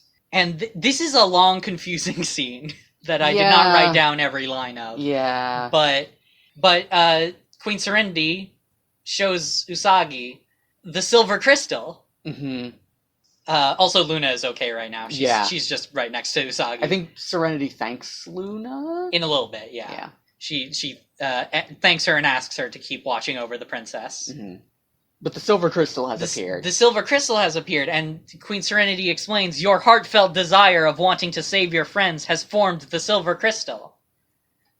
Okay. Yeah, sure. I guess that tracks. Yeah. Given what we know. Mm-hmm. And Queen Serenity places the new silver crystal into... the same silver crystal? Not sure. There's definitely a new brooch. There's definitely a new brooch. Yeah, she places it into the remains of the old brooch and creates... A new one. A new one that is, we've seen in the opening also. Yeah, It is not that fucking tablet that I saw. No. But we have seen this brooch. Mm-hmm. It's got a little star on it. It's cute. It's very, very pink. Mm-hmm. As probably intended, I do want to buy this brooch. Yes, And she explains that this will give her the ability to transform again. Yeah. Yeah. We'll talk about it. Yeah. Because I think we need this whole episode's context to talk about it. She also says, as Usagi is putting on the brooch, she says, "Listen, princess." I said that more. She calls Usagi princess every time, and like... Listen, princess? It's hard to say, right? It really is. She does... The voice actress delivers it well. Yeah. Do we know? I'll get to that after we finish this scene. But she says, the silver crystal no longer possesses the power it once had, but because you cherish your friends and desire to protect those around you, I know it will allow you to use its energy to do good and reactivate its wondrous powers again. And Usagi thanks her. Mm-hmm. And she says, now say, Moon Crystal Power Makeup. Yeah. And new transformation phrase. To go with the new transformation sequence. Yeah. Which is... It's same costume. I feel like in a modern show, this would give her a new costume. Probably. Going by, like, Steven Universe rules. But same costume, new transformation sequence. Mm-hmm. New brooch, also. That's a new part of the costume. I think this is maybe one of... I think this is the most iconic Sailor Moon transformation sequence. Okay. It's definitely my favorite. All right. I really love the song. It's pretty good. The song, like... I mean, the last one also went like, ooh, Sailor Moon. Yeah. But this one goes like, Sailor Moon. I don't think that's quite. I think I went, take on me, Sailor Moon. Oh, I want that. I want that fucking Weird Al cover. She transforms. It's a new It's cool. It's good. Cool. I like it. This also, like, last episode was the last time we'll see the old one. Okay. I forget, does the new one still focus on the fucking nails? No, I think it does. The nails do not appear in the new one. The nails don't appear. Okay, huh. I'm almost saddened by that. Yeah, but I agree. I'm gonna miss that fucking weird, stupid detail. Queen Serenity's Japanese voice actress, by the way, is... I don't know how to pronounce her name, unfortunately, but it's Mika Doi, I believe, who is the dub-over voice for Catelyn Stark from Game of Thrones. Okay. Also, the dub voice of Alice in Alice in Wonderland.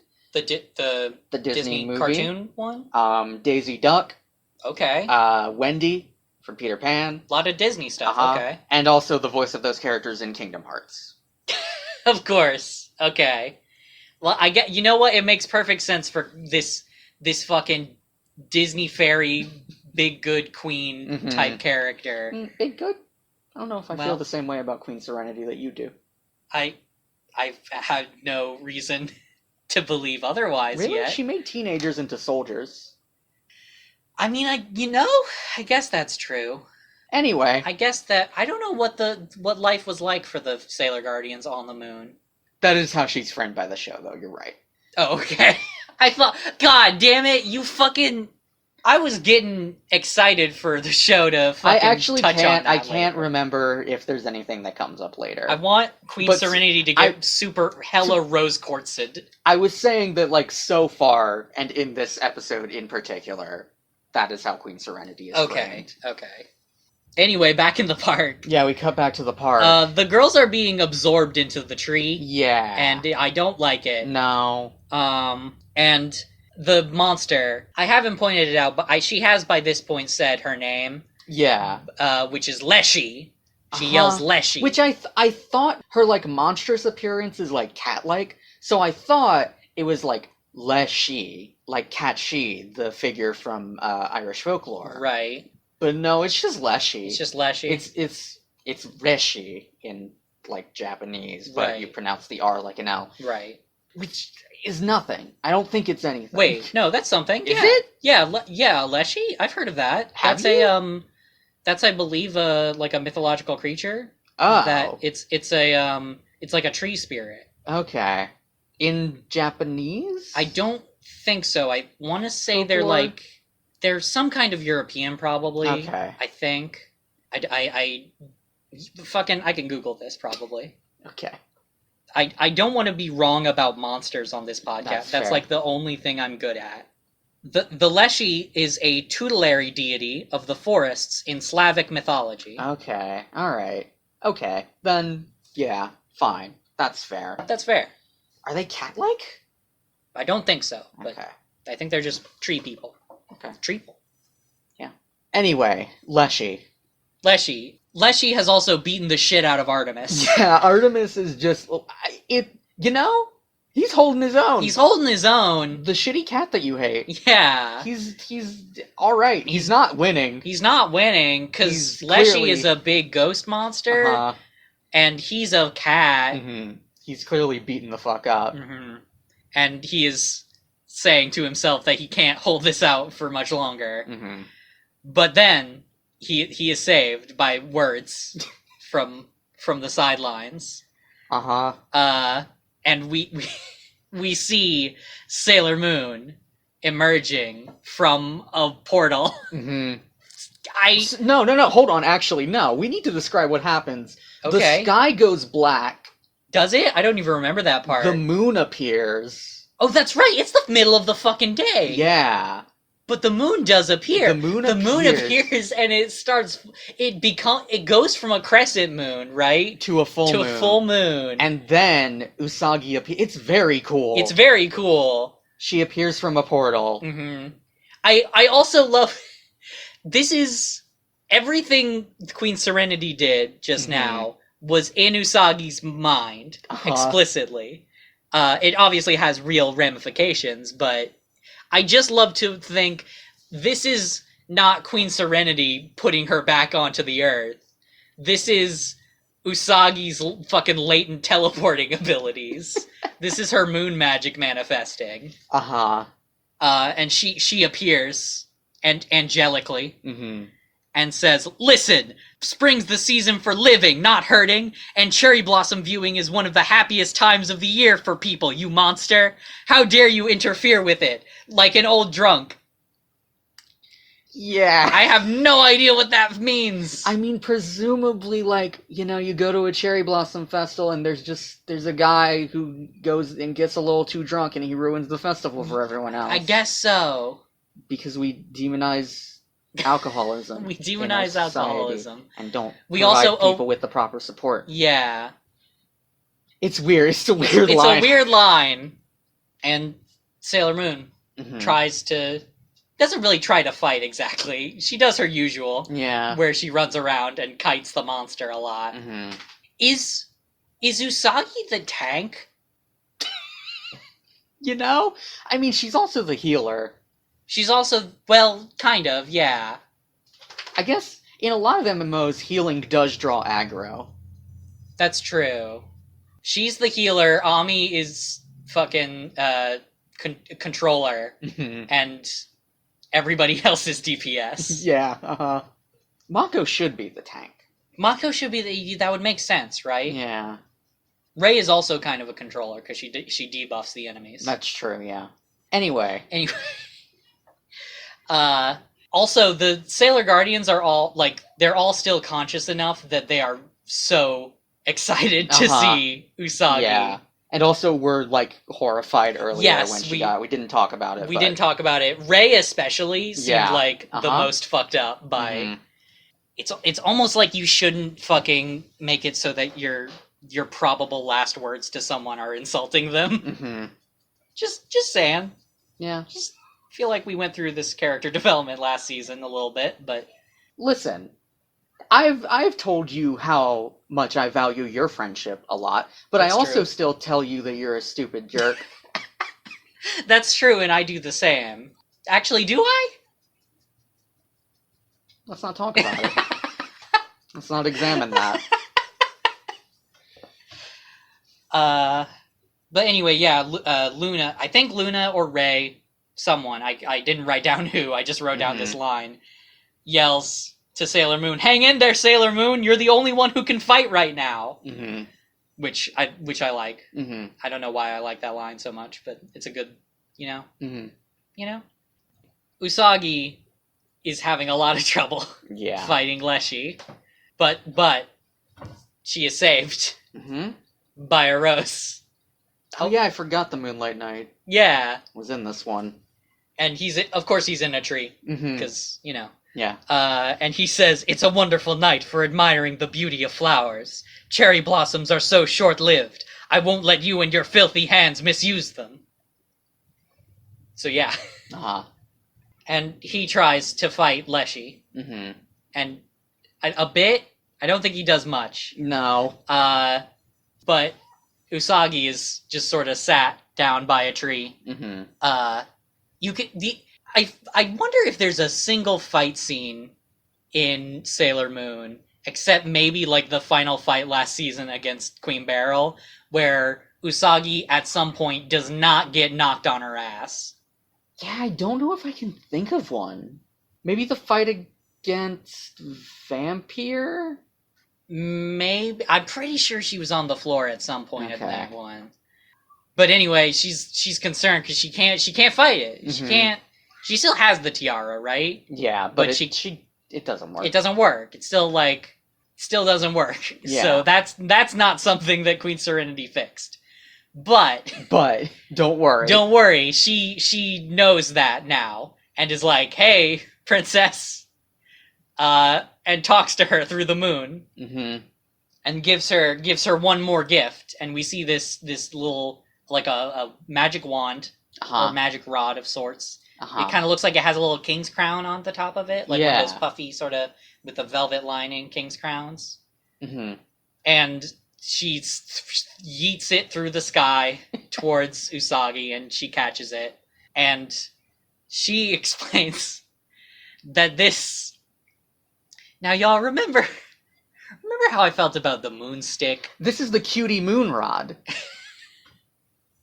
I miss the moon stick. It's the cutie moon rod. This is the cutie moon rod. Uh-huh. What? That's the sound. Oh, that's the song that... Okay, yeah. The cutie moon rod. Moon rod. I'm not trying to be so much of a boy, but you gotta give me this one, right? Like I do not have to, but I have no objections. I have no objections to your my having this your one. Feelings. But yeah, Queen Serenity tells her to use it to light the flame of hope for the future. Mm-hmm. And Usagi uses a new move. Yeah. She's got a new move with the cutie moon rod. She sure does. We get a new attack. Attack sequence. A very cool attack. Yeah. There's There's a lot of twirling with this moon rod that feels very it's very what's the word? I might be just thinking of Color Guard. Like baton twirling? Yeah, like the baton twirling they do in like Color Guard. And she uses Moon Princess Halation. Mm-hmm. I know halation is a word, but yeah, it means healing. Okay. Wait, also, isn't Something Princess Halation a song from another anime? Oh, Snow Halation. Snow Halation. From Love Live. Okay, it's not anything princess, so there's not that much of a connection. Okay. No. Yeah, so last episode was the last time we'll see Moon Tiara action. Okay. That's a shame. Yeah. Because canonically Usagi just has baller fucking frisbee skills. Yeah, but Tiara broke. But Tiara machine broke. She uses Moon Princess Halation. And Leshy gets cleansed. Mm-hmm.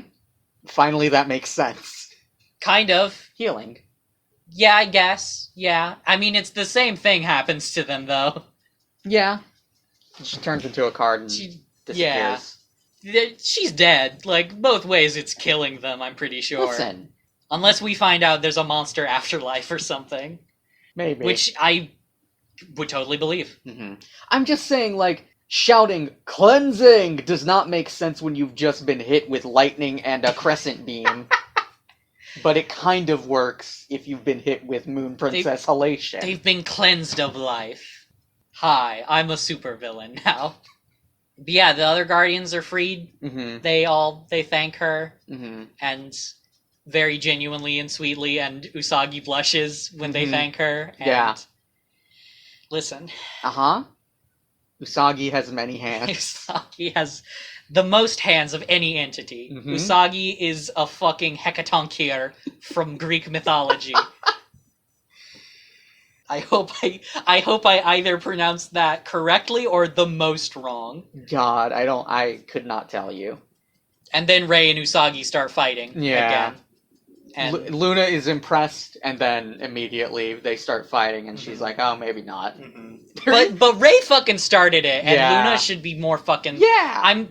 Listen, it's a new season, which means in a new early season, I have to be mad at Luna a lot. Yeah. No, Rei's comment was unnecessary. Yeah. Also, there is like Usagi has Ami in her lap, or is like holding Ami up. And then when she goes to argue with Rei, she just drops Ami on Artemis, and it's kind of funny. Yes, that is very funny. And Ami is so apologetic to Artemis and is like cradling his fucking broken form, because he's already been beat up by a monster too. And then Usagi stops fighting with Rei. Yeah, and we get a little bit of her looking up to the moon and thanking Queen Serenity. And then the episode ends. Yeah. Next time. And you remember all that stuff we had in the first half of the episode about Naru and Umino? Not relevant to this episode. Don't worry about it. Next episode, did you write down the next time on? Because it's a lot. I didn't write down the entire next time on. I'm sorry. It's so much. But I can describe it pretty well. Yeah. Which is that Minako is fighting to protect the children. And Usagi and Luna are giving this next time on as usual. And what I want to focus in on is the punchline here, which is Luna is talking about how Mina has to save the children, and Usagi is like, "Am I in this one? I'm the star." And Luna's like, "Wait, really? Are you?" I love that especially because Minako started out as the star of this story in the manga. But that's the end of this week. Yeah. Do you have any thoughts? A lot of shit in these 2 episodes. So the Moonlight Knight.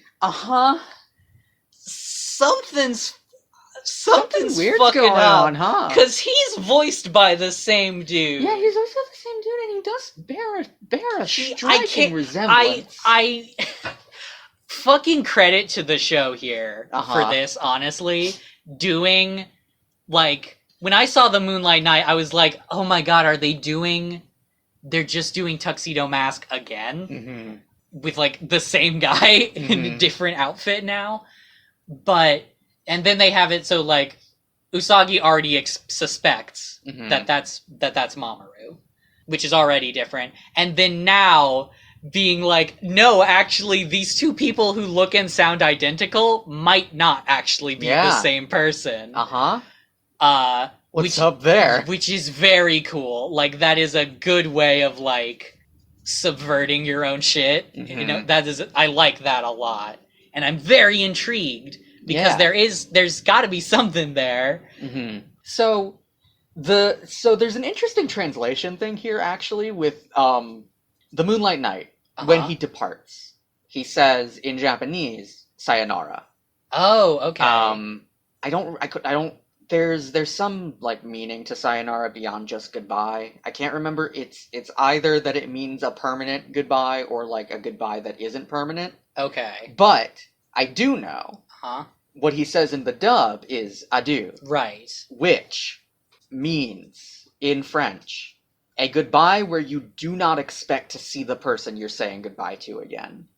Okay. Which is unlike farewell, I feel like. Because, like, farewell is like, till next we meet. I can't speak to, like, whether or not that's an intentional thing, or, like, whether or not the translators just did not know the meaning of adieu. Right.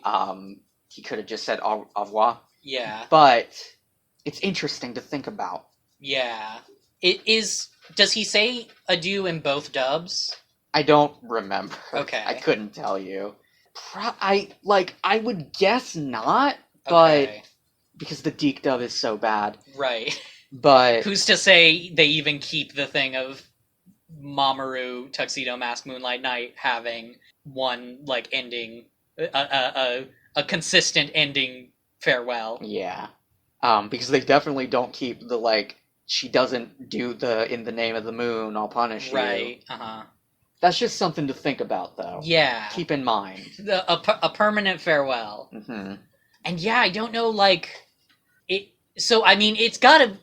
The other thing is, he's based on a character played by a guy whose last name was Chiba. Again, I don't know if that's intentional or just a fun coincidence, but fair. But there's something there. There's, like, is he a clone? Are we in the fucking Sailor Moon clone saga now? Is he an alternate reincarnation of Endymion? Like, yeah. You know? Who knows? He could be... I know. Endymion's brother? If he has one of those? Because I wouldn't put it past this show to do a secret twin twist. Yeah. You know? And that would also kind of partially explain why he knows Sailor Moon. I guess all of those kind of would. Yeah, true. But at least insofar as it made sense for Tuxedo Mask to know who Sailor Moon was, which was not at all, but, you know. We take what we can get. So that's fucking very intriguing. Yeah. I don't know what the fuck is going on with Mamoru or the Moonlight Knight right now. Time travel, also a possibility. Could be. Gotta put it on the table. I mean, time travel is sort of established now by the Moonstick thing with... Wait, is it? Usagi resetting everything. Yeah. That's not really time travel, it's just time... It's temporal magic. Yeah. So there's that, and also we get a bunch of new shit. Yeah. We got fucking this last episode. The merch companies. Yeah, we got some brand new, even crazier shit now. We got Moonstick 2, Cutie Moonrod. I like how the Cutie Moonrod looks. It does look more like a toy than even the Moonstick did. Yeah, I don't know if I agree with that. It literally, like, makes, like, the sound, like, it plays like a little jingle, and it sounds like it would come from a toy. I think I thought that about the Moonstick too. That's true. But... The new brooch we didn't mention also does a little jingle. Yeah, it does, and it has little lights. And they're cool. Yeah. So let's talk about some shit. Okay. In that episode. Okay. So Usagi can't use Moon Tiara action. Right. she has realized she has lost the ability last episode. Mhm. She has done it this season, right? Like Yes. that. Okay. I believe. I Hold think on. I think in No, previous. she used it to destroy Vampire. Yeah. But then every monster since has been destroyed by a Different person. different Sailor Guardian. Okay. I think most of them were destroyed by Minako and Mako. Yeah. Definitely the Pink Lion was Yeah. destroyed by Mako. Mm-hmm. But I think she might have used it a couple times. Okay. She definitely used it on Vampire, though. Right. Because there was no one else who could have finished Vampire off. Right. Because the Moonlight Knight wasn't even in that episode. Mm-hmm. But so she can't use it. Right. And then this last episode also has us realize that, like, she can... Like, Leshy can de-transform her. Mm-hmm. Which we don't know she can do to the other Sailor Guardians, because it doesn't come up. Right. But that might just be a thing that Leshy can do, but it seems implied that, like, something is wrong with Usagi's ability to stay transformed. Yeah. And she voices these concerns, and Luna proposes that it's because Usagi is still wants to cling on to her normal life. Right. Usagi does not, like, want to commit to being a Sailor Guardian. Right. Which does sort of maybe vaguely track with the context of both these episodes, considering they're both Usagi just trying to do normal shit. Mm-hmm. Although not really resisting the monsters when they come up, like kind of is on board as soon as monsters come up in both these episodes. Yeah. And then Queen Serenity Mm-hmm. shows up and is like, Usagi is regretful, Mm-hmm. and like that she can't save her friends, and Queen Serenity shows up and is like, your devotion to your friendship has reformed the Silver Crystal. Mm-hmm. Which also, I think, like, stepping out of the analysis for a sec, in terms of like Doyleist analysis, stepping into Watsonian, that it makes sense that, like, okay, when the Moonstick was destroyed, probably the Silver Crystal got basically destroyed too, but its essence probably could have, like, returned to Usagi, because Mm-hmm. Usagi is the origin point of the Silver Crystal. Right. Like, it was her devotion to Mamoru and Mm-hmm. desire to save him that formed the Silver Crystal in the first place. Yeah. And now her devotion to her Sailor Guardian friends has formed the Silver Crystal again. Yeah. And Queen Serenity uses that to form a new transformation brooch, Mm-hmm. which will allow her to keep her form. Yeah. Because of the strength of the Silver Crystal. Right. And then also, later, showing a degree of autonomy in the physical space, heretofore not shown for Queen Serenity. Yeah. Yeets a new stick at Usagi, and that one has nothing. The cutie new stick. The cutie new stick is so okay. Mm-hmm. I'm doing this to preface all. I know I'm kind of all over the place. Yeah, no, right now. I get it. I understand. The Silver Crystal and the brooch thing. Okay. Mm-hmm. I guess she can't use the tiara anymore. Yeah. For some reason, like if she's got her devotion and she can maintain her strength, I don't know why the tiara still won't work. I don't remember. Does she try to use the tiara and it doesn't work, or does she just not try? I don't know if she tries. Because, like, the real reason the tiara doesn't work is because she has a new finishing move, right? Like, yes, but we don't know that yet in universe. But like, she barely used the tiara last season once she got the Moonstick. And it's also, this is a new finishing move that is easier for girls to pretend to do in real life, rather than trying to spin a fake tiara. But, so then Queen Serenity, again, just with a lot of power for a dead lady, just throws a new stick that she just had? How long have you had that? Yeah. Were you saving it for when the tiara stopped working? Why would that be Why? Why would you know that would happen? Does the tiara just have a battery that we don't know about? Is that the problem? And there's no way to unscrew it or anything. It specifically uses magic screwdrivers from the Moon Kingdom to open it up and change the battery. So it's just running out of battery. Like, the real reason all this stuff happens is merchandise, Yes, right? Like, I to know. sell toys to children. I know that you know. I'm just saying that to preface. Right. I think that this is a valid concern and criticism. Yes. Thank you. I don't know why I said yes like that. That felt very self-aggrandizing. I think you could. So the thing is the brooch doesn't bother me so much. no, the brooch makes sense to me. Like, they tie that into the story. The brooch is very easily like, she can't transform using her normal brooch anymore because she still wants to be a normal girl. The new brooch allows her to use her commitment to her friends instead of anything else as like sort of a like emotional fuel source. Yeah. And that works for me. I like that. I do have some problems with that insofar as like, why is this just coming up now? Yeah. Like, why didn't it come up last season? Yeah. For like half the episodes in the later half of the show.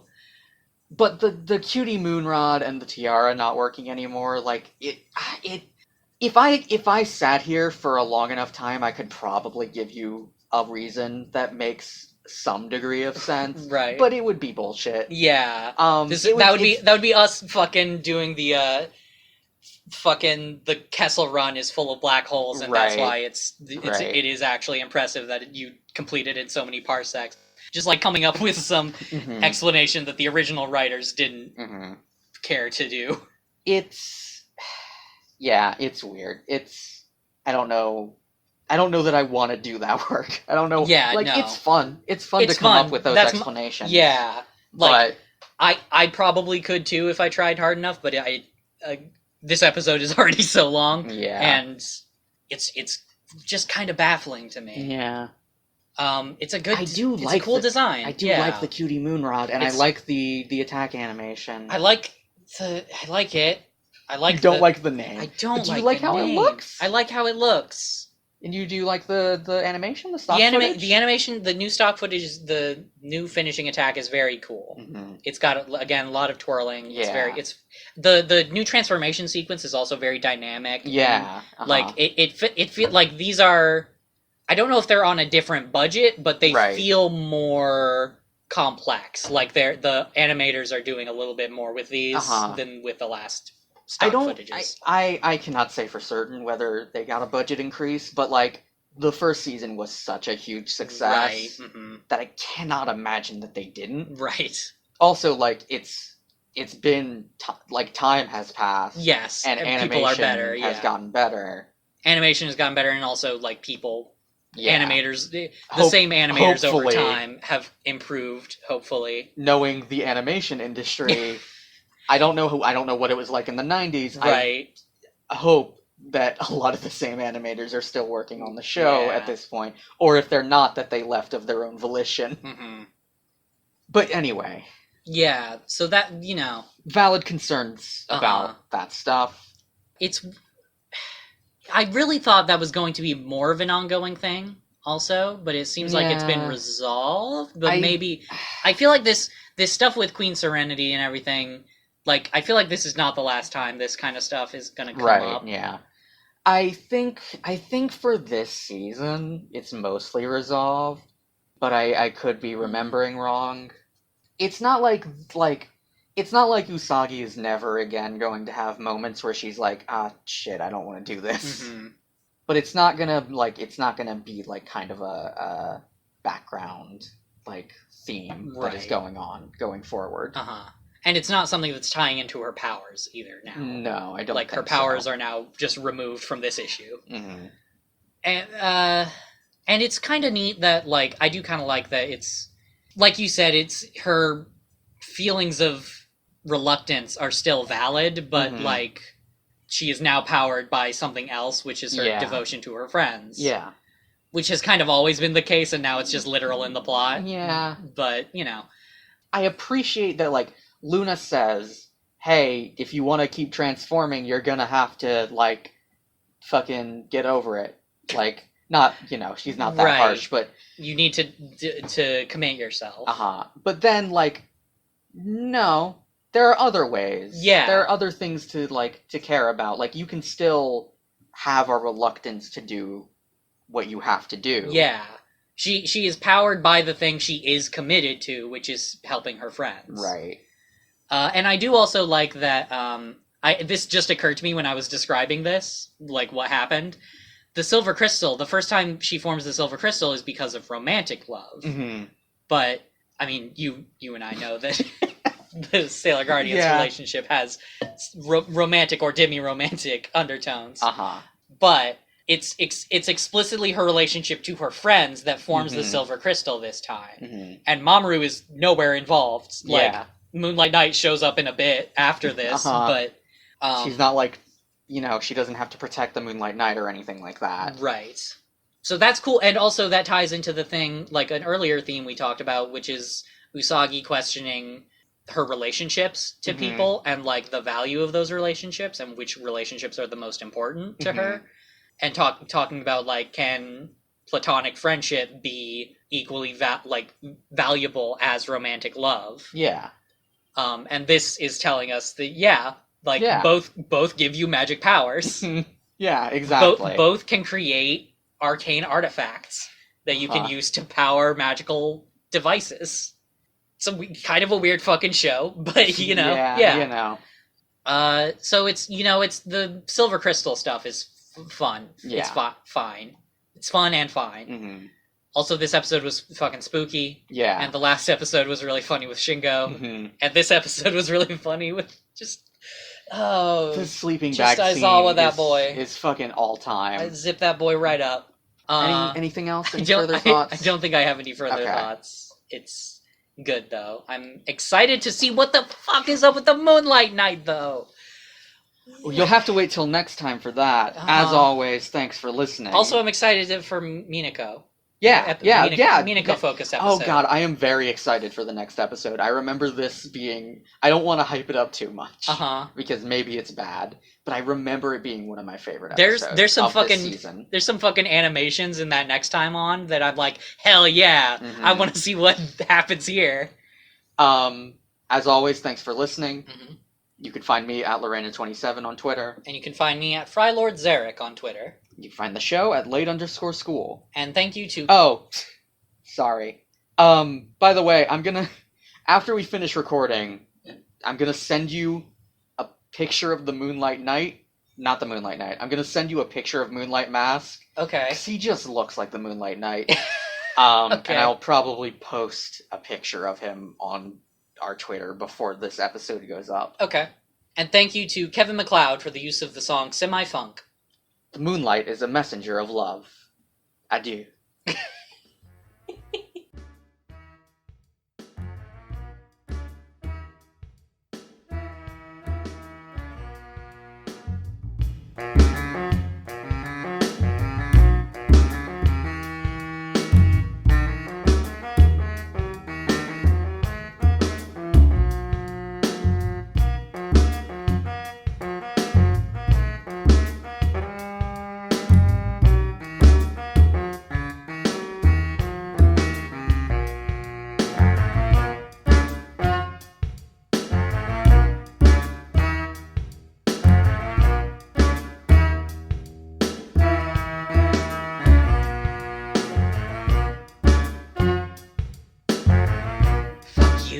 You're the only fuck I see around here.